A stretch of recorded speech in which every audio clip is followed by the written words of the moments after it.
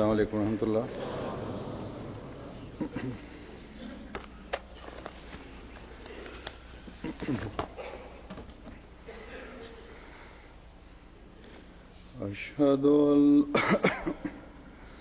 أشهد أن لا إله إلا الله وحده لا شريك له وأشهد أن محمدا عبده ورسوله. أما بعد فأعوذ بالله من الشيطان الرجيم.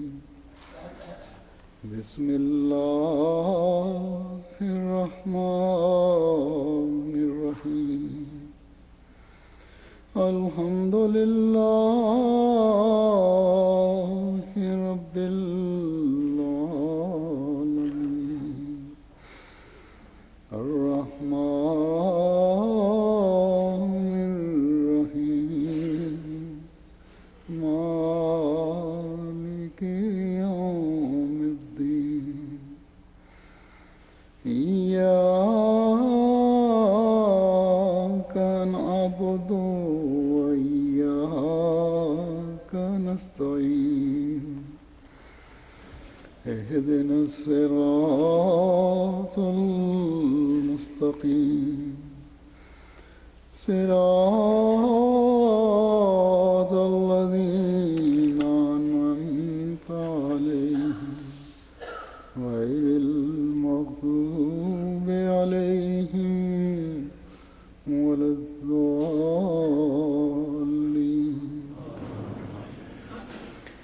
يا أيها الذين آمنوا إذا نودي للصلاة من يوم الجمعة فاسعوا إلى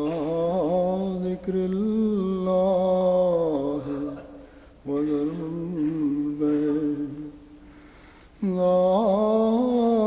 ذلكم خير لكم إن كنتم تعلمون.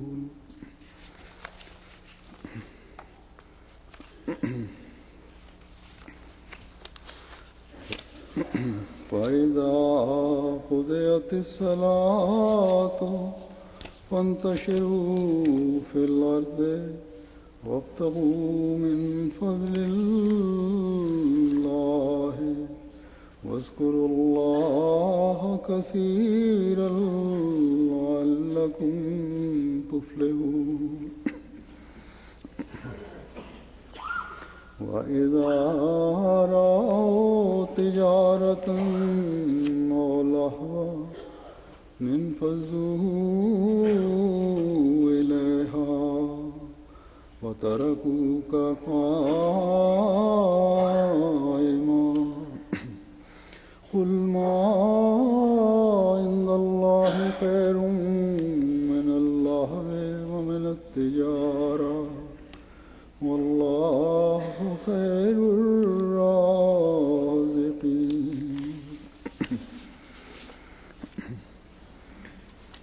ان آیات کا ترجمہ ہے کہ اے وہ لوگو جو ایمان لائے ہو، جب جمعہ کے دن ایک حصے میں نماز کے لیے بلایا جائے تو اللہ کے ذکر کی طرف جلدی کرتے ہوئے بڑھا کرو اور تجارت چھوڑ دیا کرو، یہ تمہارے لیے بہتر ہے اگر تم علم رکھتے ہو. بس جب نماز ادا کی جا چکی ہو تو زمین میں منتشر ہو جاؤ اور اللہ کے فضل میں سے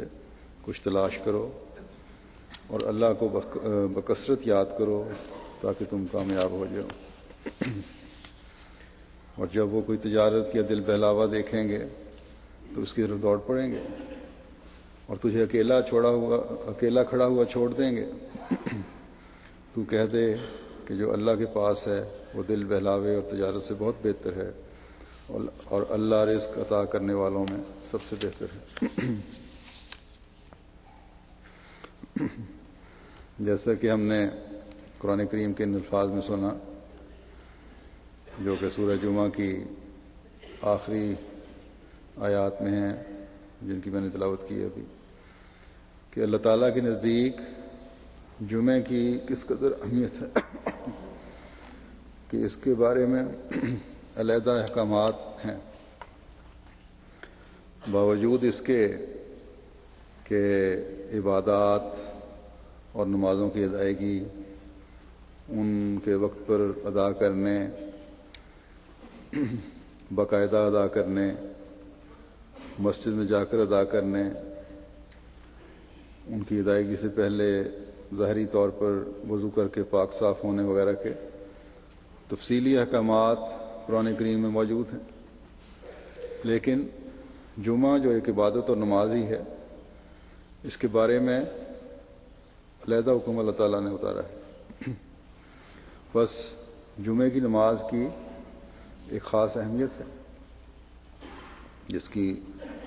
مزید وضاحت ہمیں احادیث سے بھی ملتی ہے اور حضرت مسیح موعود علیہ الصلوۃ والسلام کے ارشادات سے بھی واضح ہوتے ہیں۔ رمضان کے پہلے جمعے میں جب میں نے رمضان میں دعاؤں کی طرف توجہ دلائی تھی، تو ضمناً جمعے کے دوران اور جمعے کے دن دعاؤں کی قبولیت کی خاص گھڑی یا عرصے کا ذکر کیا تھا، جس کا احادیث میں ذکر آتا ہے۔ میں امید کرتا ہوں کہ اس اہمیت کے پیش نظر جو جمعے کی جو اہمیت ہے، اکثر نے رمضان کے ان گزشتہ دنوں جمعوں میں خاص طور پر فائدہ اٹھانے کی کوشش کی ہوگی کہ جمعہ اور روزے جمع ہو کر اللہ تعالیٰ کے قرب اور دعاؤں کی قبولیت کا ذریعہ بنتے ہیں۔ آج ہم اللہ تعالیٰ کے فضل سے رمضان کے آخری عشرے کے بھی آخری عشرے کا 5واں دن گزار رہے ہیں، اور اس رمضان کا یہ آخری جمعہ ہے، جن کو غیروں میں یعنی دوسرے مسلمانوں گروہوں میں بعض گروہوں میں بڑی اہمیت دی جاتی ہے کہ یہ آخری جمعہ ہے، اس لیے اس میں اپنے تمام گناہ بخشوانے کے لیے ضرور شامل ہو۔ جب سلیٹ صاف ہو جائے تو پھر نئے سرے سے جو چاہو کرو، بلکہ بعض کئی سال بعد ایک جمعہ پڑھنے کو ہی کافی سمجھتے ہیں۔ یہ تصور اس لیے ہے ان لوگوں میں کہ حضرت مسیح موعود علیہ الصلوۃ والسلام کو نہ مان کر اللہ تعالیٰ کے احکامات کو صحیح طور پر سمجھنے سے آ رہی ہیں۔ بس ہم پر یہ اللہ تعالیٰ کا احسان ہے کہ ہم اللہ تعالیٰ کے اصل حکم کو سمجھتے ہوئے ہر جمعے کی اہمیت کو پیش نظر رکھتے ہیں، چاہے وہ رمضان کا جمعہ ہے یا اس کے علاوہ۔ لیکن اگر رمضان کے جمعوں کی ہمارے نزدیک کوئی اہمیت ہے تو اس لیے کہ جیسا کہ میں نے ابھی کہا، ایک طرف تو ہمیں یہ خوشخبری مل رہی ہے کہ جمعے کے دن ایک وقت ایسا آتا ہے جب خدا تعالی بندے کی دعائیں سنتا اور قبول کرتا ہے، اور رمضان کے روزوں کی وجہ سے یہ خوشخبری مل رہی ہے کہ اللہ تعالی بندے کے قریب ہو کر اس کی دعائیں سنتا ہے، اور رمضان میں تہجد اور نوافل کی طرف بھی خاص طور پر توجہ دلائی گئی ہے، اور ہر شخص عموماً دیتا ہے۔ بس رمضان کے جمعوں کی یہ اہمیت ہو گئی کہ اس میں دن کو بھی خدا تعالیٰ خاص فضل فرماتے ہوئے بندے کی دعائیں سن رہا ہے، اور رات کو بھی خاص فضل فرماتے ہوئے اپنے بندے کی دعائیں سن رہا ہے۔ بس ان دنوں اور راتوں سے فائدہ اٹھاتے ہوئے اپنے لیے اللہ تعالیٰ کی دائمی رحمت مانگنے، ہمیشہ اس کی مغفرت کی چادر میں ڈھکے رہنے، ہمیشہ اس دنیا کی جہنم سے بھی اور اگلے جہان کی جہنم سے بھی بچے رہنے کی دعا مانگنی چاہیے، تاکہ صرف اس رمضان اور رمضان کے جمعوں یا آخری جمعہ میں ہمیں عبادتوں کی طرف توجہ، یا آخری جمعہ جو ہے یہ ہمیں صرف عبادتوں میں توجہ دلانے والا نہ ہو، بلکہ سال کا ہر جمعہ اور ہر دن ہمیں خدا تعالیٰ کی رضا کے حصول کی طرف توجہ دلانے والا ہو۔ بس ہر احمدی کو اس بات کو پلے باندھنے کی ضرورت ہے اور باندھنی چاہیے کہ صرف رمضان کا جمعہ نہیں یا آخری جمعہ نہیں جس کے لیے اہتمام کیا جاتا ہے بعض لوگوں میں کہ جس طرح بھی ہو ضرور مسجد جانا ہے، یا بعض لوگ سمجھتے ہیں کہ عید ضرور عیدگاہ یا مسجد میں جا کر پڑھنی ہے، جبکہ عید کی اہمیت کے بارے میں قرآن کریم میں براہ راست کوئی حکم نہیں ہے۔ یہ ٹھیک ہے کہ عید کی اتنی اہمیت ہے کہ حضرت صلی اللہ علیہ وسلم نے اس میں شامل ہونے کی خاص تاکید فرمائی ہے، اور ان عورتوں کو بھی عید پر جانے کا حکم ہے جنہوں نے نماز نہیں پڑھنی، لیکن جمعے کے بارے میں کوئی ایسا حکم نہیں ہے کہ ضرور شامل ہونا ہے، لیکن ساتھ ہی اس بات کو بھی پیش نظر رکھنا چاہیے کہ عید پر جانے کا حکم صرف اس لیے نہیں کہ سال کے بعد 2 رکعت پڑھ لینے سے یا چند منٹ کا خطبہ سن لینے سے گناہ بخشے جائیں گے، بلکہ اللہ تعالیٰ کے حضور جو عبادت اور قربانی کی توفیق ملی یا جس کی خواہش تھی لیکن مجبوری کی وجہ سے اللہ تعالیٰ کے حکم کے تابع ہی اس پر مکمل عمل نہ ہو سکا، لیکن کیونکہ اب اللہ تعالیٰ کا حکم ہے کہ اس کے شکرانے کی بات میں شامل ہو تاکہ اللہ تعالیٰ کی رضا حاصل کرنے والے ہو سکیں، ہم اللہ تعالیٰ سے دعا مانگنے والے ہوں کہ اللہ تعالیٰ آئندہ توفیق دے کہ عبادت کا ہر فرض پورا کرنے والے بن سکیں اور نوافل کی توفیق پا سکیں، تو تب ہی ہر عید میں شامل ہونے کا فائدہ ہے، اور یہی ایک مومن کی شان ہے کہ ایسی عید منانے کی کوشش کرے۔ بہرحال اس وقت میں جمعے کی اہمیت کا ذکر کر رہا تھا۔ حدیث میں آتا ہے، حضرت ابو ہریرہ سے روایت ہے کہ حضرت صلی اللہ علیہ وسلم نے فرمایا کہ جمعے کے دن نیکیوں کا اجر کئی گنا بڑھا دیا جاتا ہے۔ پھر ایک حدیث میں آتا ہے، حضرت ابو ہریرہ رضی اللہ تعالیٰ عنہ سے روایت ہے کہ نبی کریم صلی اللہ علیہ وسلم نے فرمایا، جمعے کے دن فرشتے مسجد کے دروازے پر کھڑے ہو جاتے ہیں اور وہ سب سے پہلے آنے والے کو پہلا لکھتے ہیں، اور پہلے آنے والے کی مثال ایسی ہے جیسے کوئی اونٹ کی قربانی کرے، پھر بعد میں آنے والا اس کی طرح ہے جو گائے کی قربانی کرے، پھر مینڈا یعنی دمبے کی قربانی ہو، پھر مرغی، اور پھر انڈے کی قربانی کرنے والے کی طرح ہے۔ پھر جب امام ممبر پر آ جاتا ہے تو وہ اپنے رجسٹر بند کر لیتے ہیں اور ذکر کو سننا شروع کر دیتے ہیں۔ پھر ایک روایت ہے جس کا کچھ حصہ میں بیان کرتا ہوں۔ حضرت صلی اللہ علیہ وسلم نے فرمایا، کیا میں تمہیں دنوں میں سب سے افضل دن کے بارے میں نہ بتاؤں؟ پھر آپ نے فرمایا، وہ جمعے کا دن ہے۔ پھر آپ نے فرمایا کہ مہینوں میں سب سے افضل مہینے کے بارے میں نہ بتاؤں؟ فرمایا، وہ رمضان کا مہینہ ہے۔ پھر آپ نے فرمایا، راتوں میں سب سے بہتر رات کے بارے میں نہ بتاؤں؟ فرمایا، وہ لیلۃ القدر ہے۔ پھر ایک روایت میں آتا ہے، حضرت ابو لبابہ بن منذر سے روایت ہے کہ حضرت صلی اللہ علیہ وسلم نے فرمایا کہ جمعے کا دن دنوں کا سردار ہے اور اللہ تعالیٰ کے نزدیک سب سے زیادہ عظیم ہے۔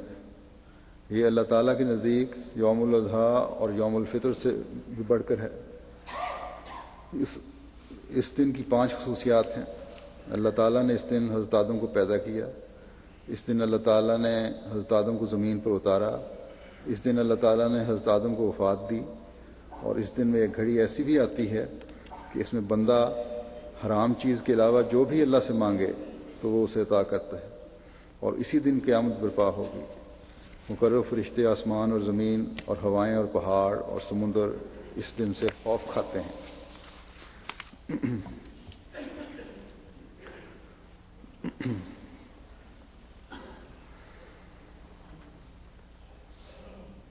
اب یہ تمام حدیثیں جمعے کی اہمیت واضح کر رہی ہیں، اس طرح توجہ دلا رہی ہیں کہ اللہ تعالیٰ نے جو یہ فرمایا ہے کہ اذا نودی للصلاۃ من یوم الجمعہ فاسعوا الی ذکر اللہ وذروا البیع، یہ اس دن کی خاص برکات کی وجہ سے ہے۔ یہ نہ سمجھو کہ تمہاری تجارتیں، تمہارے کاروبار تمہارے لیے بہتر ہیں، نہیں، بلکہ اصل خیر تمہارے لیے جمعہ کے دن کی عبادت میں ہے۔ اب یہ جو حدیث میں آیا کہ نیکیوں کا اجر کئی گنا بڑھا دیا جاتا ہے، تو پہلی نیکی تو اس اطاعت میں ہے جو ایک مومن اللہ تعالیٰ کے حکم پر کرتے ہوئے اپنے تمام دنیاوی دھندے چھوڑ کر، تجارتیں چھوڑ کر، مال کی محبت چھوڑ کر خدا تعالیٰ کے حکم پر خاص طور پر مسجد میں جمعے کی ادائیگی کے لیے آتا ہے۔ اور جمعے کی نماز بھی وہ نماز ہے جو عموماً ظہر کی نماز سے لمبی ہوتی ہے، اور پھر خطبہ بھی دیا جاتا ہے۔ کاروبار میں مصروف انسان بظاہر یہ خیال کرتا ہے کہ اتنا لمبا عرصہ کاروبار سے باہر رہنے کی وجہ سے میرا نقصان ہوگا، لیکن اللہ تعالیٰ فرماتا ہے کہ میری اطاعت کی وجہ سے تمہارا نقصان نہیں ہوگا۔ اللہ تعالیٰ ایک جگہ فرماتا ہے کہ وَمَن يُطِعِ اللَّهَ وَرَسُولَهُ وَيَخْشَ اللَّهَ وَيَتَّقْهِ فَأُولَٰئِكَ هُمُ الْفَائِزُونَ، یعنی جو لوگ اللہ اور اس کے رسول کی اطاعت کریں اور اللہ سے ڈریں اور اس کا تقوی اختیار کریں وہ بامراد ہو جاتے ہیں۔ بس اللہ فرماتا ہے کہ عام حالات میں بھی اطاعت کرنے والے بامراد ہوتے ہیں، تو جمعے کے دن تو یہ اطاعت اتنی زیادہ برکات لانے والی ہے کہ اس کا حساب شمار ہی نہیں کیا جا سکتا۔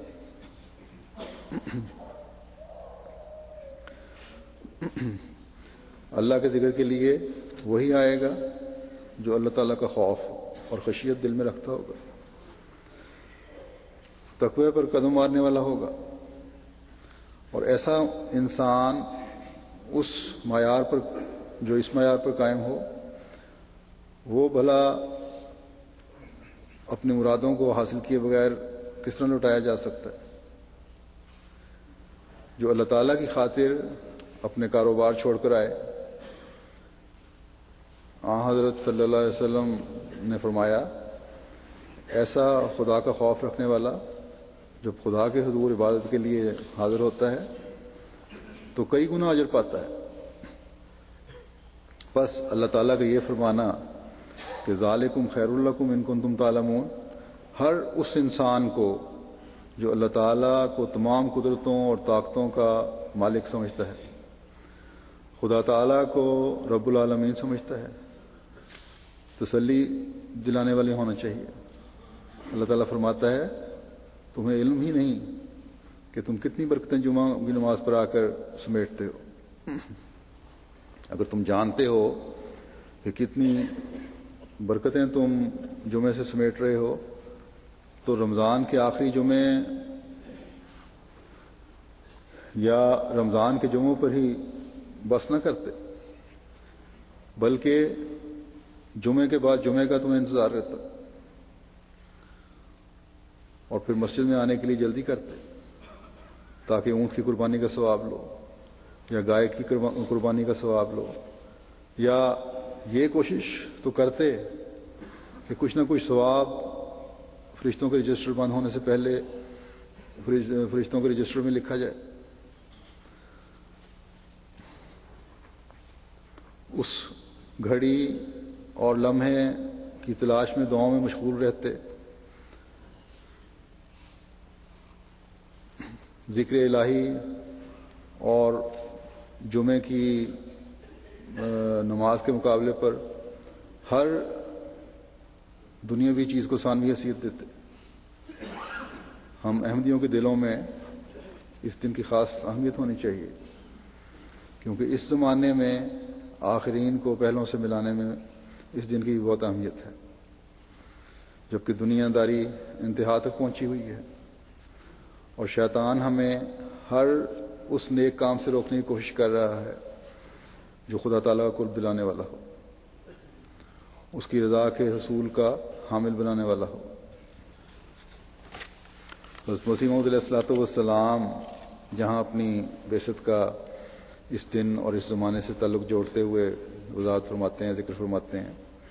اور اپنے نام ماننے والوں کو تنبیہ فرمائی ہے، وہاں اپنے ماننے والوں کو بھی بڑے درد سے نصیحت فرمائی ہے اور فرماتے ہیں کہ میں کہتا ہوں کہ یہ ایک تقریب ہے جو اللہ تعالیٰ نے سعادت مندوں کے لیے پیدا کر دی ہے، مبارک وہی ہیں جو اس سے فائدہ اٹھاتے ہیں۔ تم لوگ جنہوں نے میرے ساتھ تعلق پیدا کیا ہے، اس بات پر ہرگز مغرور نہ ہو جاؤ کہ جو کچھ تم نے پانا تھا پا چکے ہیں۔ یہ سچ ہے کہ تم ان منکروں کی نسبت قریب تر باسعادت ہو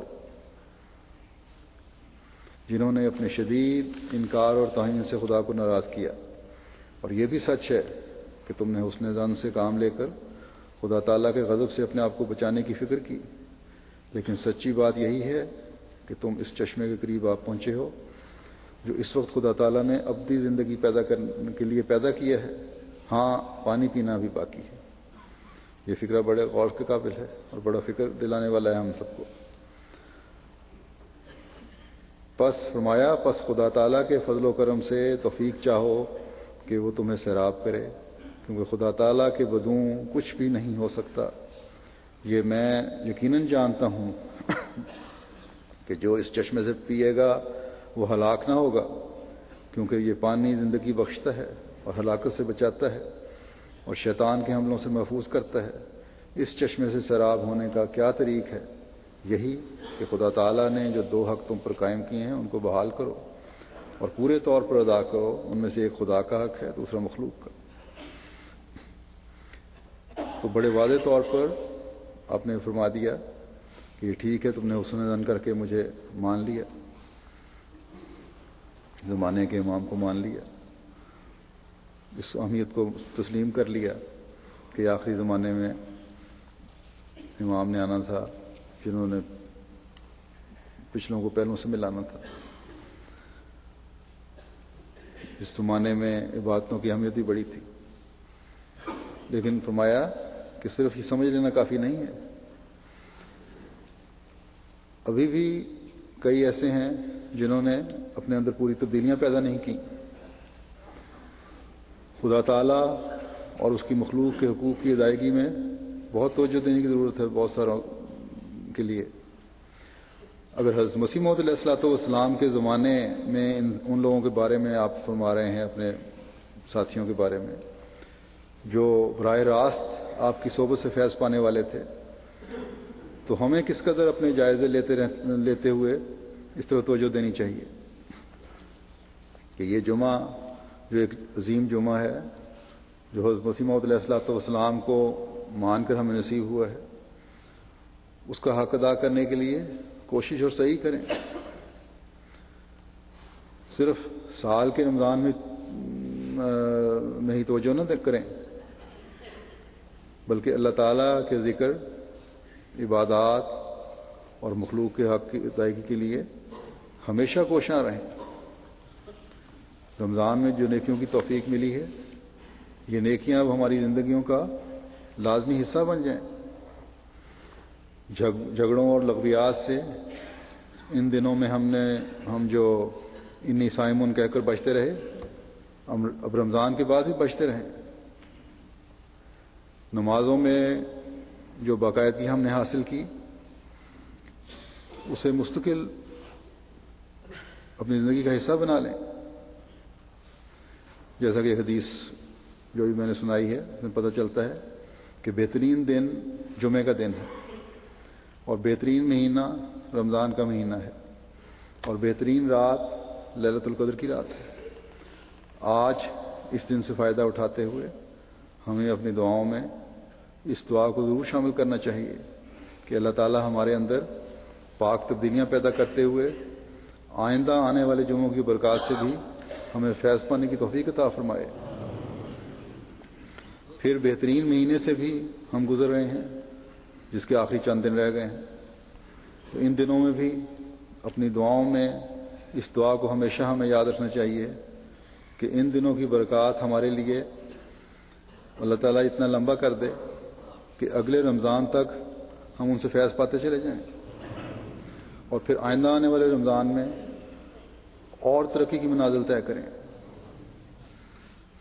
اللہ تعالیٰ کے قرب اور اس کی رضا کو مزید حاصل کرنے والے ہوں، اور پھر یہ نیکیوں کے حصول کا نہ ختم ہونے والا سلسلہ ہمیشہ ہمارے ساتھ تا حیات چلتا چلا جائے، بلکہ مرنے کے بعد بھی اللہ تعالیٰ اپنے فضلوں سے اپنی رحمت اور مغفرت کی چادر میں ہمیں لپیٹے رکھے۔ پھر بہترین رات کا ذکر ہے جو لیلۃ القدر ہے، اس کے بارے میں آتا ہے روایات میں کہ حضرت صلی اللہ علیہ وسلم نے فرمایا کہ آخری عشرے میں تلاش کرو، یہ بعض جگہ ہے کہ آخری 7 دنوں میں تلاش کرو، بس ہم اس لحاظ سے بھی آخری ہفتے سے گزر رہے ہیں۔ پھر روایات سے تاخراتوں میں تلاش کرنے کا بھی پتہ چلتا ہے، تو اس لحاظ سے بھی دعاؤں کی طرف توجہ ہونی چاہیے، کیونکہ یہ قبولیت دعا کی رات ہے۔ مختصراً یہاں لیلۃ القدر کی وضاحت حضرت مسیح موعود علیہ السلام کے الفاظ میں کر دیتا ہوں۔ قرآن کریم میں سورہ قدر جو ہے جس میں لیلۃ القدر کا ذکر ملتا ہے، حضرت مسیح موعود علیہ السلام اس کے ذکر میں فرماتے ہیں کہ ایک لیلۃ القدر تو وہ ہے جو پچھلے حصہ رات میں ہوتی ہے، جبکہ اللہ تعالیٰ تجلی فرماتا ہے اور ہاتھ پھیلاتا ہے کہ کوئی دعا کرنے والا اور استغفار کرنے والا ہے جو میں اس کو قبول کروں، لیکن ایک معنی اس کے اور ہیں، اور وہ یہ ہیں کہ ہم نے قرآن کو ایسی رات میں اتارا ہے کہ تاریک و تار تھی، اور وہ ایک مستعد مسئلے کی خواہاں تھی۔ چنانچہ پھر آپ نے اس کی وضاحت فرمائی کہ حضرت صلی اللہ علیہ وسلم کا آنا اور قرآن کا نازل ہونا اس زمانے کی ضرورت تھی، اور جو تا قیامت قائم رہنے والا یہ زمانہ ہے۔ اور انا انزلنا فی لیلۃ القدر کی آیت اس کی دلیل ہے کہ حقیقی ضرورت تھی۔ یہ ایک علیحدہ اور وسیع مضمون ہے۔ اس وقت حضرت مسیح موعود علیہ السلام کے الفاظ کے پہلے حصے کے حوالے سے میں کہنا چاہتا ہوں کہ اللہ تعالیٰ جب دعا اور استغفار قبول کرنے کے لیے ہاتھ پھیلا رہا ہے، جیسا کہ حضرت مسیح موعود علیہ السلام نے فرمایا، تو ہمیں ہمیشہ ایسی راتوں کی تلاش میں رہنا چاہیے جب ہم اس سے فیض پانے والے ہوں۔ اور حقیقت یہی ہے کہ جمعے کا دن یا رمضان کا مہینہ یا لیلۃ القدر اس وقت ہمارے لیے فائدہ مند ہوں گے جب ہم وہ انقلاب اپنی زندگیوں میں پیدا کریں گے جو ہمیں اپنے مقصد پیدائش کو پورا کرنے والا بنائے،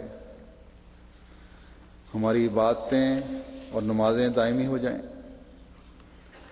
پھر اللہ تعالیٰ کی یاد اور ذکر صرف جمعہ کے وقت یا جمعہ کے دن ہی نہیں رہے گا، بلکہ ہم ہمیشہ اپنی زبانوں کو اللہ تعالیٰ کی یاد سے تر رکھنے والے ہوں گے۔ ان آیات میں اللہ تعالیٰ نے اس طرف ہی توجہ دلائی ہے کہ جب جمعہ پڑھ لو، اپنے اپنے کاموں میں مصروف ہو جاؤ، تو یاد رکھو کہ پھر یہ نہ سمجھنا کہ اب اگلے جمعہ تک دنیاوی دھندوں میں پڑے رہو، نہیں، بلکہ اپنے کاموں کے دوران بھی، اپنی تجارتوں کے دوران بھی، اپنی مصروفیات کے دوران بھی خدا تعالیٰ کی یاد تمہیں آتی رہنی چاہیے، اس کا ذکر تمہاری زبانوں پر رہنا چاہیے۔ دن کی 5 وقت کی نمازیں جو ہیں تمہارے سامنے رہنی چاہیے. فرمایا وابتغوا من فضل اللہ واذکروا اللہ کثیرا لعلکم تفلحون. جب تم نماز جمعہ کی ادائیگی کے بعد اپنے کاموں میں مصروف ہو جاؤ تو اللہ کا فضل تلاش کرو. یعنی یہ دنیاوی کام بھی جائز کام ہونے چاہیے. کسی ناجائز کام کو اللہ تعالیٰ کے فضل پر محمول نہیں کیا جا سکتا. ان نمازیوں اور حاجیوں کی طرح نہ بنو جو اپنی ظاہری عبادت کے بعد پھر اپنی تجارتوں میں دھوکہ کرتے ہیں. بس اپنے ذہنوں کو پاک رکھنے کے لیے ذکر الہی ضروری ہے. صرف ظاہری تصویر پھیرنا ذکر الہی پر دلالت نہیں کرتا، بلکہ دل، دماغ اللہ تعالیٰ کی نعمتوں اور فضلوں اور اس کی سنت کو سامنے رکھ کر اس طرح اللہ کو یاد کرے کہ تقویٰ پیدا ہو. اور تمہاری اصل فلاح اور کامیابی اللہ فرماتا ہے اسی میں ہے. اللہ تعالیٰ کا ذکر کس طرح کرنا چاہیے اس بارے میں بھی قرآن کریم میں کئی جگہ مختلف حوالوں سے بیان کیا گیا ہے. اس میں سورہ آل عمران میں جب تخلیق کے بارے میں ذکر ہے، کائنات کے بارے میں، زمین و آسمان کے بارے میں، اللہ تعالیٰ فرماتا ہے کہ الذین یذکرون اللہ قیاما وقعودا وعلی جنوبہم ویتفکرون فی خلق السماوات والارض ربنا ما خلقت ھذا باطلا سبحانک فقنا عذاب النار. وہ لوگ جو اللہ کو یاد کرتے ہیں کھڑے ہوئے بھی اور بیٹھے ہوئے بھی اور اپنے پہلوؤں کے بل بھی، اور آسمانوں اور زمین کی پیدائش بھی میں غور فکر کرتے رہتے ہیں اور بے ساختہ کہتے ہیں کہ اے ہمارے رب تو نے ہرگز یہ بے مقصد پیدا نہیں کیا، پاک ہے تو، بس ہمیں آگ کے عذاب سے بچا. بس ذکر الہی اس طرح ہونا چاہیے کہ ہر وقت خدا یاد رہے. اللہ تعالیٰ نے زمین و آسمان کی پیدائش کی طرف توجہ دلا کر پھر یہ جو فرمایا کہ اس پیدائش پر غور کرنے والے کہتے ہیں کہ سبحانہ کا فقینا عذاب النار، تو ہمیں آگ کے عذاب سے بچا. یہ اس لیے ہے کہ جو کچھ زمین و آسمان میں پیدا کیا گیا ہے وہ سب اللہ کی مخلوق ہے. ہماری زندگی کے تمام انحصار اور ذرائع اصل میں اللہ تعالیٰ کے پیدا کردہ ہیں، اور جو کچھ زمین و آسمان میں اور اس کے درمیان ہے اللہ تعالیٰ کی مخلوق ہے. بس جب ہر چیز ہی خدا کی ہے اور خدا کے فضل سے ملتی ہے اور ملنی ہے تو خدا تعالیٰ کو چھوڑ کر اور کسی طرح انسان کس طرح جا سکتا؟ دوسرے شریک بنائیں گے تو اللہ تعالیٰ شرک کو معاف نہیں کرتا. تجارتوں کو اگر شرک بناؤ گے اللہ کے مقابلے میں تو معاف نہیں ہوتے. فرمایا یہ چیزیں پھر آگ کی طرف لے جانے والی ہیں. اسی دعا کرتا ہے انسان کہ اے اللہ ہمیں آگ کے عذاب سے بچا.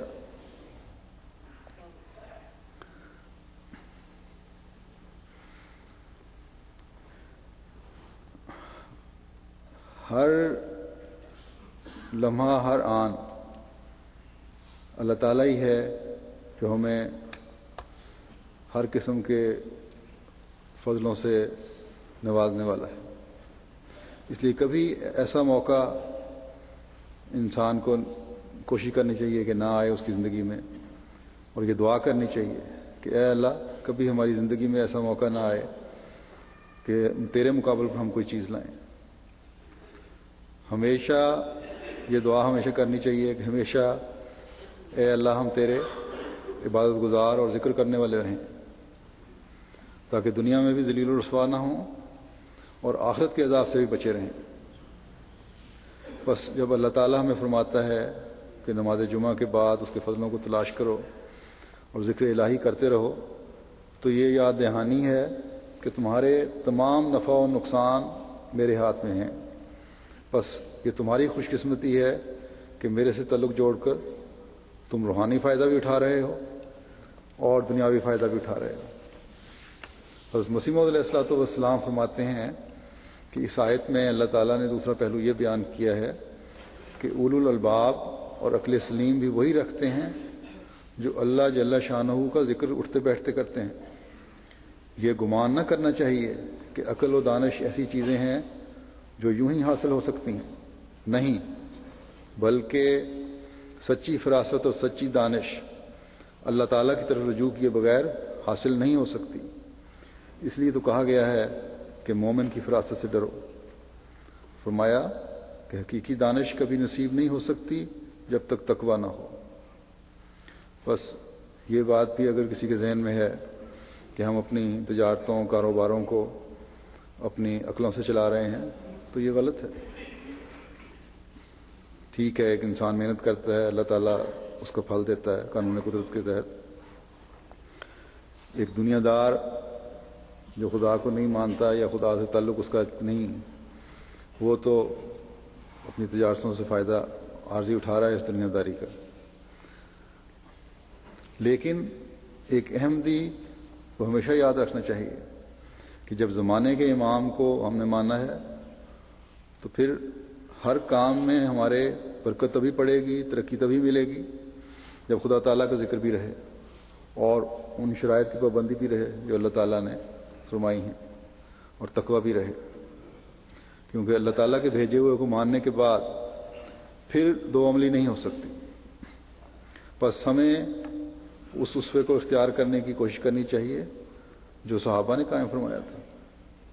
اگر کاروبار کیے بھی تو اللہ تعالیٰ کے ذکر کو نہیں بھولے۔ کئی صحابہ تھے حضرت صلی اللہ علیہ وسلم کے جنہوں نے چند سکوں سے کاروبار شروع کیا اور کروڑوں میں لے گئے، اس لیے کہ ایمانداری، فراست اور اللہ تعالیٰ کا فضل ان کو اس مقام پر لے گیا۔ ان کی ایمانداری تھی، فراست تھی، اللہ تعالیٰ کا فضل ان کے شامل حال رہا اور وہ اس مقام پر پہنچے۔ بس ہمیشہ ہمیں یاد رکھنا چاہیے کہ اللہ تعالیٰ کے فضل کو جذب کرنے کی کوشش کرنی ہے، اپنی عبادتوں کے معیار اونچے سے اونچے کرنے کی کوشش کرنی ہے تاکہ ہمیشہ فلاح پانے والے رہیں۔ اس زمانے کے دل بہلاوے اور تجارتیں کیونکہ ہماری زندگیوں پر زیادہ اثر انداز ہونی تھیں، اس لیے اللہ تعالیٰ نے ہمیں توجہ دلائی ہے کہ خیر الرازقین خدا تعالیٰ کی ذات ہے، ہر خیر اس کی طرف سے ملتی ہے۔ کاروباری فائدے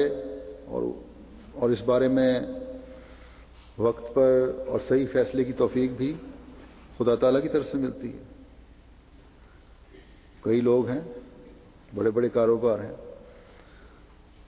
صحیح فیصلے نہ ہونے کی وجہ سے یا اور وجوہات کی وجہ سے دیوالیہ ہو جاتے ہیں۔ اور آج کل جو دنیا کی معاشی حالت ہے اس میں بھی دیکھ لیں، بڑے بڑے بینک جو ہیں وہ دیوالیہ ہو رہے ہیں۔ اس لیے اللہ تعالیٰ کی عبادت اور ذکر کے مقابلے میں ہر دوسری چیز کو ہیچ سمجھو۔ اللہ کا فضل ہو تو سب کچھ ملتا ہے۔ اللہ تعالیٰ ہم میں سے ہر ایک کو توفیق دے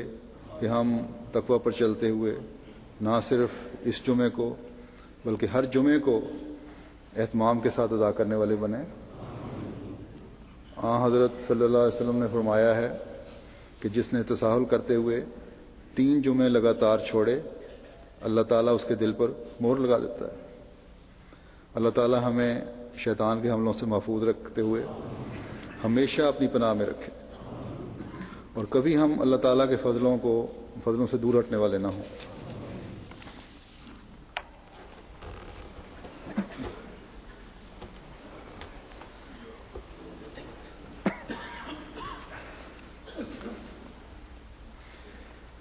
الحمد للہ نحمده ونستعینه ونستغفره ونؤمن به ونتوکل علیہ ونعوذ باللہ من شرور انفسنا ومن سیئات اعمالنا من يهده الله فلا مضل له ومن يضلل فلا هادي له ونشهد أن لا إله إلا الله ونشهد أن محمدا عبده ورسوله عباد الله رحمكم الله إن الله يأمر بالعدل والإحسان وإيتاء ذي القربى وينهى عن الفحشاء والمنكر والبغي يعظكم لعلكم تذكرون اذكروا الله يذكركم وادعوه يستجب لكم ولذكر الله أكبر.